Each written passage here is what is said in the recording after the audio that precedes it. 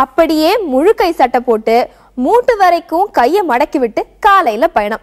மத்தியானத்துக்கு மேல லேசா ரெஸ்ட் எடுத்துட்டு டீ செட்ல சந்திப்புன்னு பயணம் தொடர, ஊர் ஊரா தெரு தெருவா நமக்கு நாமே நாமே நமக்குன்னு ரோட்டை தாண்டி காடுகளணி எல்லாம் நடக்கிற பயணத்துக்கு மத்தியில போலா ரைட்னு பேனரோட வந்துட்டாரு நம்ம இடிதாங்கி.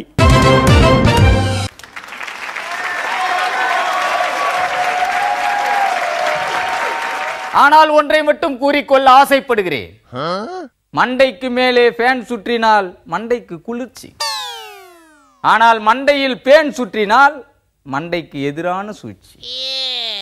ஆனால் இடிதாங்கியின் பின்னால் ரசிகர்கள் என்ற ஃபேன் சுற்றினால் மனதிற்கு மகிழ்ச்சி. அதனால் தான் இடிதாங்கி சூறாவளியாய் சுற்ற தொடங்கிவிட்டான். சுற்றுப்பயணம் என்றால் அதற்கு பின்னால் ஒரு திட்டம் இருக்க வேண்டும். ப்ராப்பராக பிளான் போடாவிட்டால் பப்பரப்பா என்றாகிவிடும்.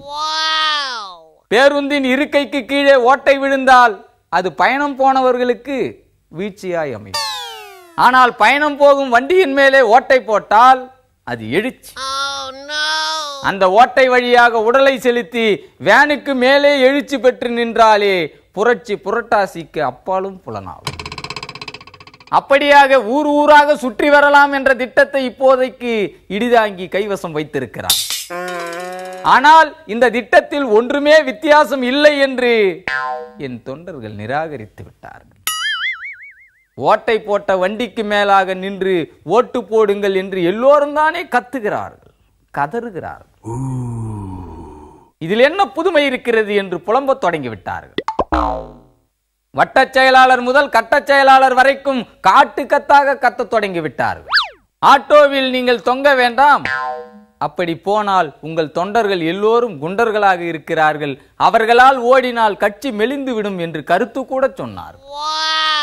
இன்னும் சில பேர் பேசாமல் ஸ்லீப்பர் பேருந்தில் படுத்துக்கொண்டே பயணம் போலாம், அப்படி உறங்கும் போது இடிதாங்கி விடும் குரட்டையை பிடித்து நேரடி ஒளிபரப்பு செய்து மக்களுக்கு விழிப்புணர்வு ஊட்டி விடலாம் என்று கூட சொன்னார்.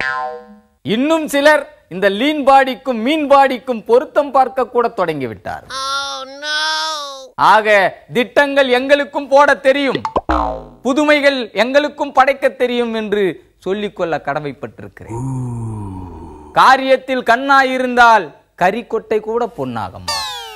அது எப்படி கரிக்கொட்டை பொன்னாகும்? பன்னாடைகள் பொன்னாடைகளாக மாறும்போது கரிக்கொட்டை எழுத்து பொன் எழுத்தாக மாறாதா?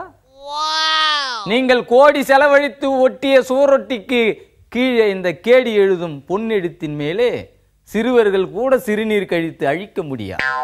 ஆக இந்த லீன் பாடி யோசிக்க தொடங்கிவிட்டால் எதிராளிகள் கிளீன் போல்ட் என்ற உண்மையை கூறி விடைபெறுகிறேன். நன்றி, வணக்கம்.